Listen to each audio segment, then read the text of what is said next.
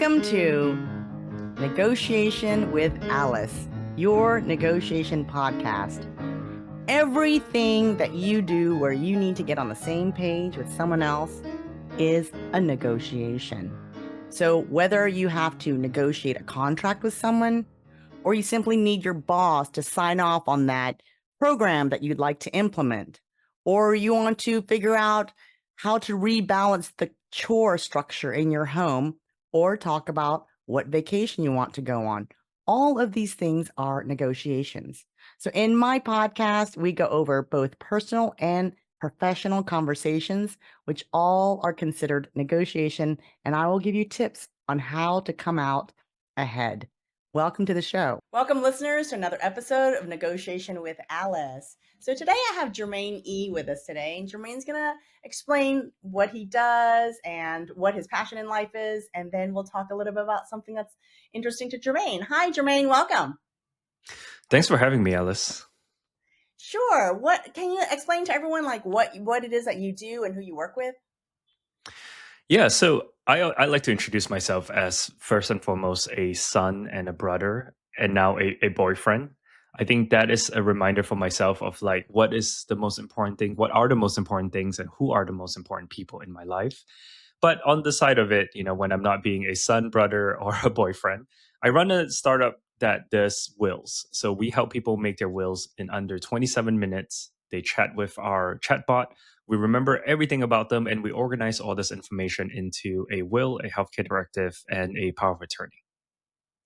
Interesting. That's fabulous. So it sounds like you can help anyone who is looking for like a will, right? Or an estate plan. Yeah, so we like to think of ourselves as the 0 to 1. A lot of people, especially here in California, where we're both at, people have properties, and sometimes there's young kids, and a lot of times situations and life circumstances lead us to having a trust, which is great. But 70% of Americans don't have a will, and I suspect it's because of inaction. It's this difficult 0 to 1 first step that we're trying to solve. And we're hoping that by people chatting with a chatbot instead of a real life person, where they're thinking about the billable hour, the $2,000-$3,000 to set up a legal document, where this is a great place for them to get the information they need. It's free until they need to export. And so it's a good place for a smart thing to understand all the context behind you as a person and guide you towards the first step of making your estate plan. And can anyone work with you, or do they have to be in California? For now, as of this recording, it is California because the probate laws are different all 50 states. But we are rolling out to 10 more states by May 1st. So if you're listening after May 1st, 2026, we should be somewhere in your state. Awesome. Wonderful. So what would you like to discuss today, Jermaine, regarding personal negotiations?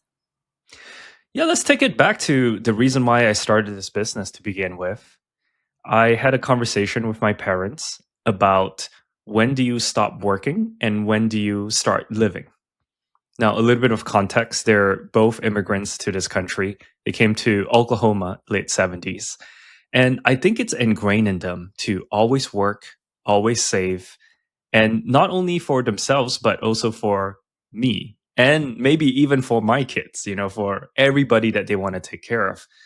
And so this conversation I have with my parents about retirement made me realize that retirement isn't really about numbers. It's a negotiation with themselves about when is it enough? When do you have enough? And then the follow-on question there is, when do you start taking action to change the way you've lived for the last 60 years of saving and working and accumulating? When does that switch happen? So I love that question because like everyone gets into a habit, right? And if you do a habit for 60 years, which is work and save, I'm sure it is very difficult to just flip the switch, I imagine. So I would love to hear, Jermaine, a little bit about the negotiations that you did have with your parents. And in your opinion, how far did you feel like you succeeded with those negotiations? We started this conversation a few years ago, but it became real about a year ago. So right around COVID, my mom had a very demanding job. She raised 4 kids. She went back to work, and she worked her way up because she had a little bit of imposter syndrome. After raising 4 kids, she didn't want to go for the job that I thought she deserved, but I am very biased. And so she went to start in an admin job. She worked her way up for 8 years. And during COVID was when I felt that she was a little burnt out. She was too tired and overworked. And so we started thinking, what would this life look like where we can organize our life around each other, around the things that are more important? So she had always wanted a white picket fence, a single family home. And in California, that starts at about $2 million, at least where we live.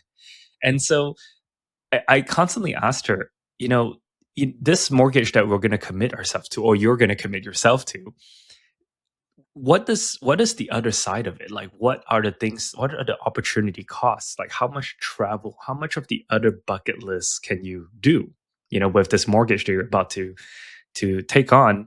And so it's a conversation like that that got us started down this path of like, why don't we first align on what really matters? I think we tend to overvalue things, or we tend to think that things will give us more satisfaction, when really experiences are the ones that typically over-index in the long run, because these memories that we have, we get to harvest them, right? And so we finally got to a point where my parents both agreed that, okay, we're not going to look at a home. Well, they're not going to look at a home. We're going to now, she's going to leave her job. We're going to start a business together, and we're going to have an office across from each other, quite literally. So we're in a WeWork down here in Pasadena, and I can just walk out the hallway to the left, and that's my mom's office and my dad's office. And the idea is that if we think proximity to people that we love is the key to a good life, is the key to happiness, if the three of us, actually the six of us, agree to it, then we ought to optimize that. And so that was the first piece of our negotiation to adjusting our lives. So I love that. So it's interesting because, you talk about experiences, right? So I think that it's really, when you're going into the negotiation, it's really to sit down and say, what is more important, like you did? Is it material things where, like, at the end of your life, like, how much are people grateful that they got that mansion or they got that Lamborghini, Jaguar, whatever fancy car, versus like, how much do we value time spent together and memories made together? And so I think just opening the conversation to say, because sometimes people are thinking like keeping up with the Joneses, right? I need to get that bigger house. I need to get that bigger car. I need to get whatever it is, right? And then it's like, oh, need to get this car. And 10 years later, I need to get another new car because this car is old, like always chasing and chasing. So I think when people are talking to their parents about retiring, trying to convince them that it's time or when is the right time, to really start talking about, do we value time together? Because our time together on this earth is limited, right? We can't say we're going to stay here. Anyone, even the child, can pass away first. So if you think of it as we've got limited time together, what do we want that limited time together to look like?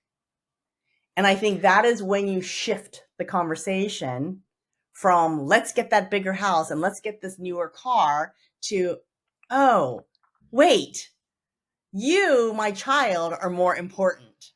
And I want to spend as much time with you and making memories with you and having experiences with you, before all of our time runs out, right? It sounds like you probably had that kind of a conversation to try to negotiate with your parents to get them to see maybe we need to shift our values a little bit, right? Absolutely. And I think there's two things that was very helpful for us. One is to challenge where we inherit this goalposts from, right? Because a lot of times keeping up with the Joneses, I think we often think of like this goal that we have, and we don't really question where it came from. It's kind of a default inheritance of like things that we do, what traditions that we have. Like, why do we barbecue every American holiday? It's like we kind of inherited those things. And not to say they're bad, it's just sometimes we also can question, hey, maybe instead of a barbecue this weekend, why don't we take a road trip to a national park and do something different? And I think the second thing that was very interesting is, when I first moved to Mexico, for a few years, I started learning Spanish, and I realized that there's two words the Spanish speaking language use for happy. One, which is the one that we mostly know, feliz, and the second is contento, which is content. Right. And I think in the US or in a lot of the Western English speaking world, we don't think about the concept of content so often. And so my parents and I, we had this conversation of like, what is enough? And yes, it is a number. It is X amount of liquid dollars in bank account that yields a certain amount of output for retirement.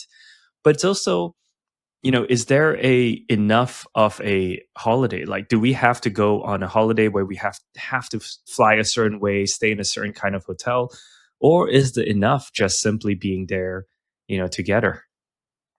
Absolutely. Yeah, I really love that you're talking about like what is enough. Because that number that you're talking about, the straight math is not necessarily straight math, because what you want will adjust that number. If you say, "Hey, we just want to go to the beach and hang out at the beach," or "Hey, I want my parents to just come to my house and we're going to go explore my hometown," right? Or whatever it is, that number will change based on like what the inputs are.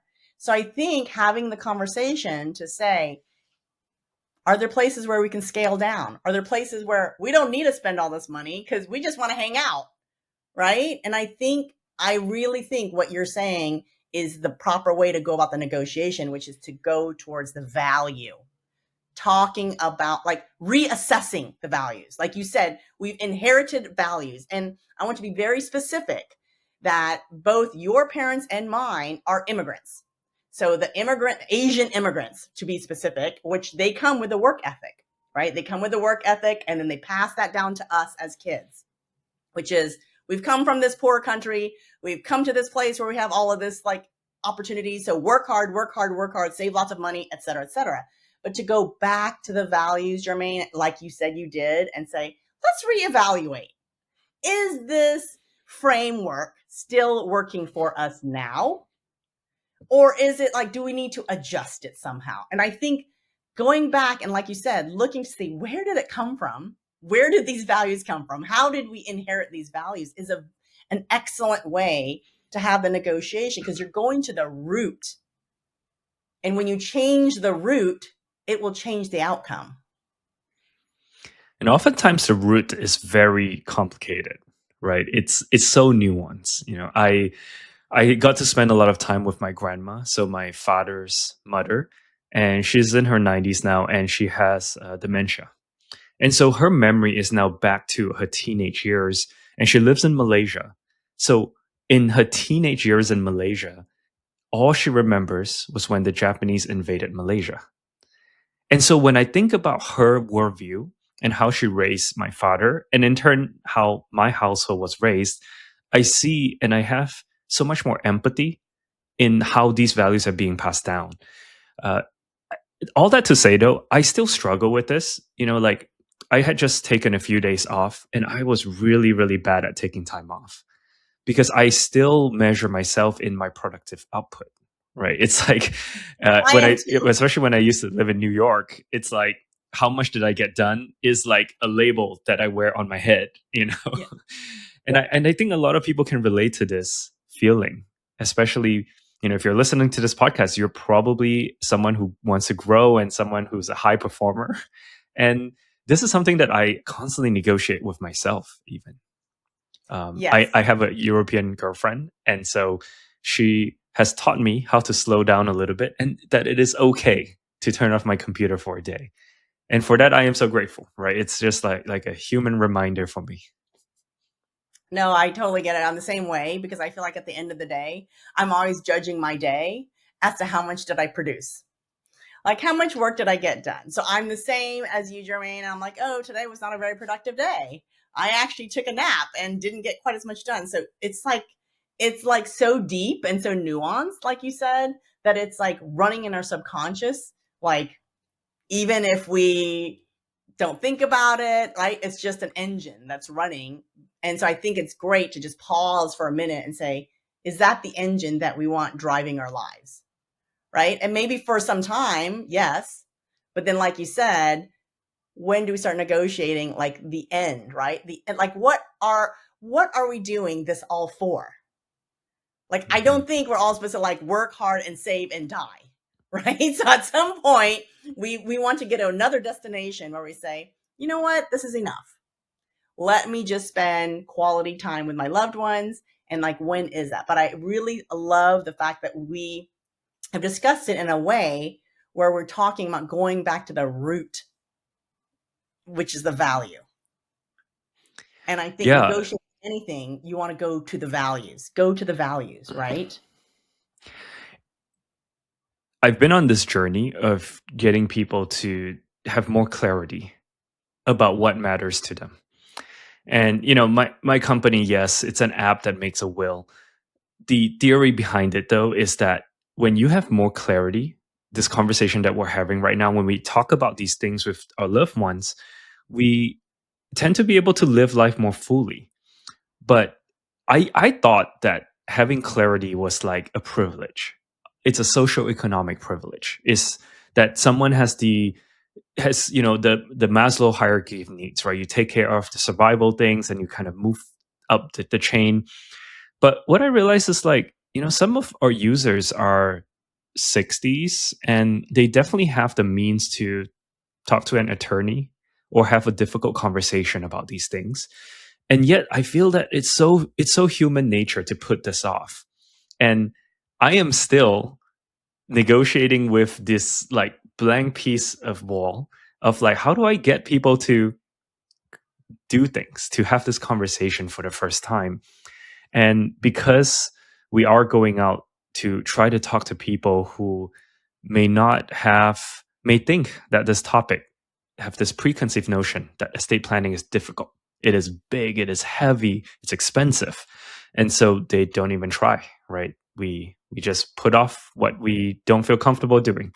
And so my negotiation now is also with everybody who has this preconceived notion of what it means to get these documents done. I think it's that, but also as a divorce mediator, I see all the time. I think that people do not understand or realize that estate planning is for anyone who has children and anyone who has property. And that is a huge misunderstanding.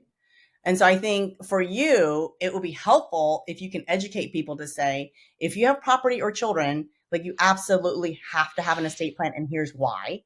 Because yes, it's a big, huge, heavy thing, but there's also misunderstanding. Oh, estate planning is for rich people. That is literally like what people think. And so when I ask people who have children, do you have an estate plan? Their first response might be, well, we don't have enough money to have an estate plan. That's literally what they think.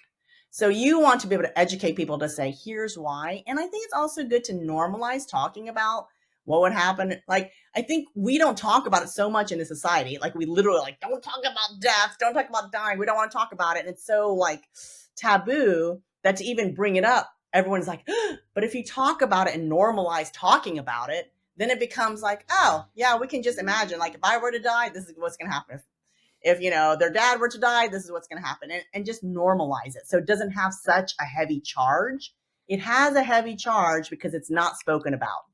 And if it is spoken about, it's only like behind closed doors with your estate planning attorney, but otherwise we never want to talk about it. I think if we just can normalize it and talk about it amongst friends, to say, have you ever imagined, like, what are your thoughts, like, if you were to die, like, just make it lighter so it's not so like full of like this negative charge that people feel like, and they don't want to talk about, like, what if I were to die? We're all going to die, right? Newsflash, we're all going to die. So let's just talk about what's going to happen, right? So I think doing that will help, the conversations with you and your potential clients. Interestingly enough, there's a generation gap between this two. There's like Gen Z and Gen Z and younger, so Gen Z, Gen Alpha are actually more casual about this death topic. Maybe because they've gone through like multiple, world once in a lifetime events in the past few years. Where when I talk to Gen Z, they have a different angle, which is they care more about the healthcare directive. They want to know what's going to happen to their body while they're still here, right? And it's very interesting, and I love this cultural difference, this social economic difference of all these topics that all lead us back to the same place. which is clarity is love in practical form. Yes, yes, yes. I think that's fabulous. Jermaine, I love this conversation. I would love to have you back on again because we're out of time. So we can definitely have you come back and we can talk more in depth about these issues. So if someone wanted to, check out your app or get in touch with you, what is the best way for them to link up with you? Yeah, so I am everywhere, Jermaine E. I'm named after Jermaine Jackson because, again, my parents were immigrants in the 80s and I was the firstborn, the first American born. But you can find me everywhere at Jermaine EE, my last name. My company's called HeirLight, HeirLight, HeirLight.com. Give us a try. It's free to start anyways. And let me know what you think. I have a lot of conversations with attorneys where I'm negotiating with these attorneys about the existence of my company. And so, to all you attorneys listening, yes, many people should talk to attorneys, but a lot of people don't know where to start. So, that's what we're doing. Wonderful. Thank you so much for being on the show. Thank you, listeners, for tuning in to yet another episode of Negotiation with Alice.